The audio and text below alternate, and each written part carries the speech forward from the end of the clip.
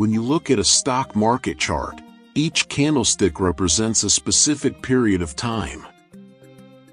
That period could be 1 minute, 5 minutes, 1 hour, 1 day, or even longer, depending on the many different time frames available. For this example, let's focus on a 1-hour candlestick. At the beginning of the hour, a stock opens at $100. This $100 is called the open price. During that 1 hour, the price may move up and down. For example, the price might rise to $120 at its highest point. That is the high price of the candle. It may also drop to $95 at its lowest point. That is the low price.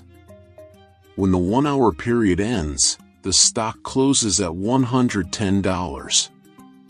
This is called the close price. What does this mean? Open $100. High $120. Low $95. Close $110. Since the close price is higher than the open price, this forms a green candlestick.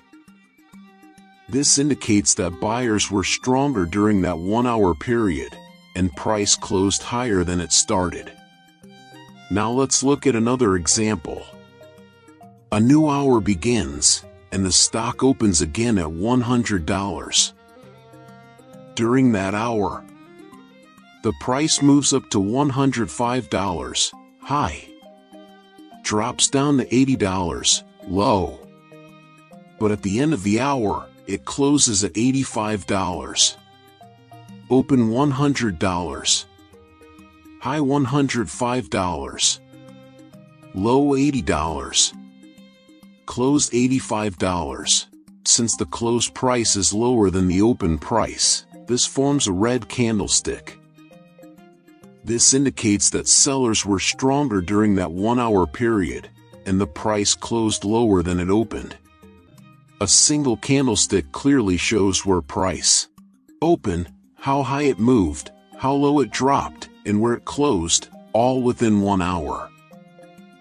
It provides a complete summary of price activity during that specific time period.